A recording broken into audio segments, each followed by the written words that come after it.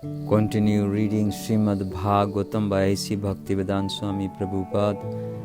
Srimad Bhagavatam, Canto 11, Chapter 1, Text 2.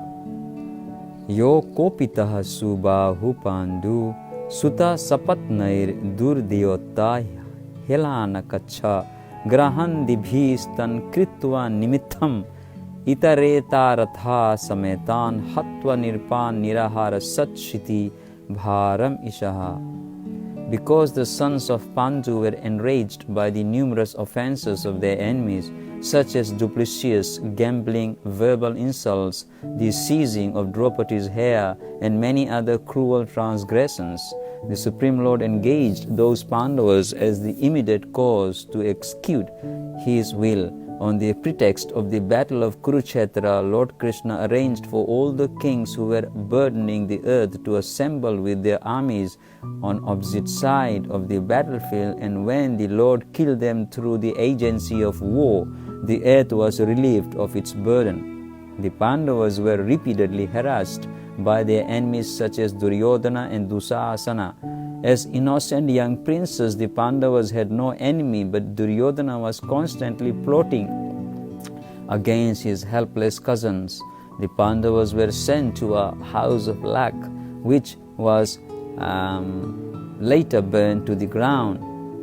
They were administered poison, and their chaste wife Draupadi was publicly insulted when her hair was pulled, and an attempt was made to strip her naked. Throughout these dangers, Lord Sri Krishna constantly protected the Pandavas who were fully surrendered to Him and who knew no shelter other than Him.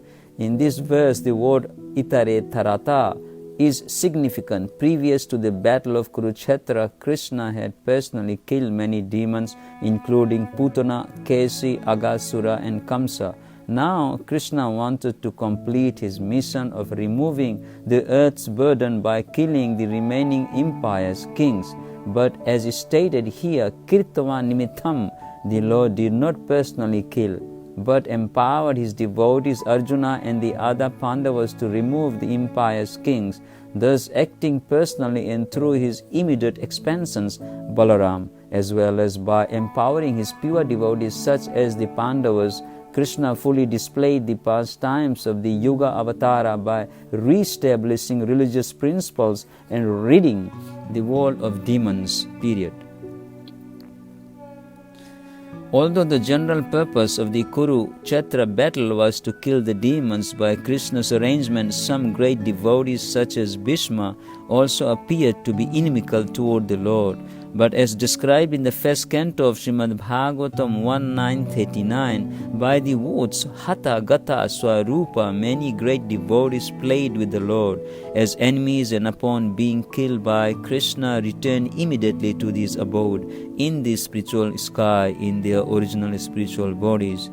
Because God is absolute, by His killing He simultaneously removes the demons from the earth and encourages His pure devotees. Bhubhara Raja Pritana Yadubhir Nirashya Guptai Swa Bahubhir Achintayad Apramaya Manye Vaner Anu Gato Api Agatam Hi Bharam Yad Yadavam Kulam Aho Avisayam Aste. The Supreme Personality of Godhead used the Yadu dynasty, which was protected by His own arms, to eliminate the kings who with their armies had been the burden of this earth. Then the unfathomable Lord thought to himself, although some may say that the earth's burden is now gone, in my opinion it is not yet gone, because there still remains the Yadava dynasty itself, whose strength is unbearable for the earth.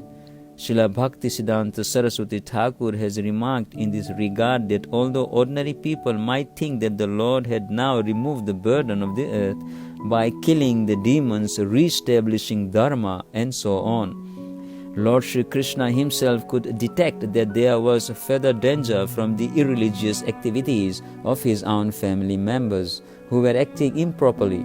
It is stated in Srimad Bhagavatam that a king will refuse to punish his own enemy if his enemy is innocent, but will punish but will punish his own son if his son actually deserves punishment.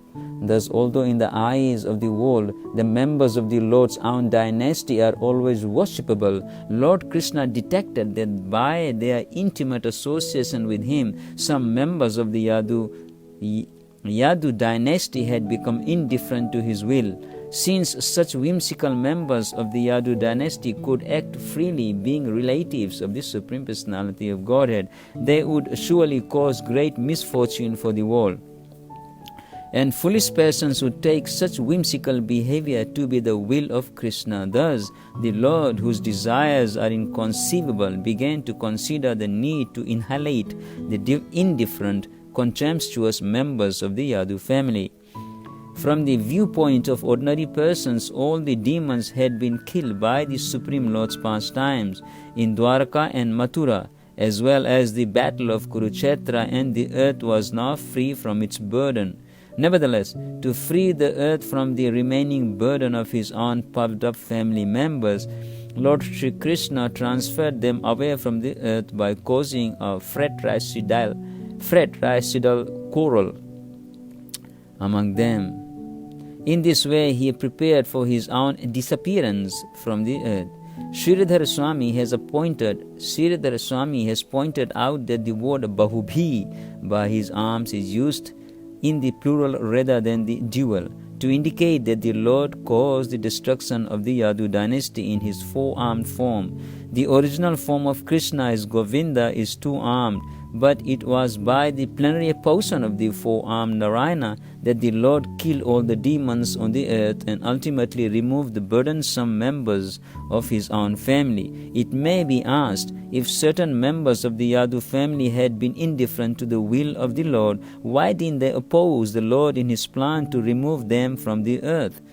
Therefore, the word aparameha is used, which indicates that it is impossible for anyone, even the Lord's own family members, to understand his will completely. Srila Jiva Goswami has given another reason for the destructions of the Yadu dynasty. He emphasizes that the activities of the Supreme Personality of Godhead should never be taken to be ordinary material activities, nor are the Lord's associates ordinary persons. Although Lord Krishna apparently incarnates within this world for some time and then goes away, it should be understood that the Supreme Lord is eternally situated with his entourage in his various abodes in the spiritual sky, such as Sri Gokula, Mathura and Dwarka.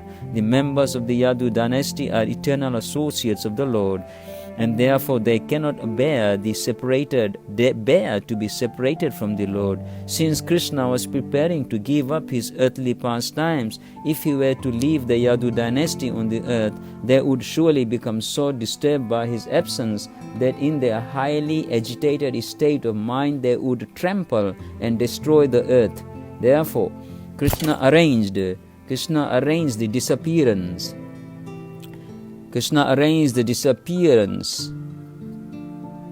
of the Yadu dynasty prior to his own disappearance. Srila Jiva Goswami concludes that ultimately the members of the Yadu dynasty are never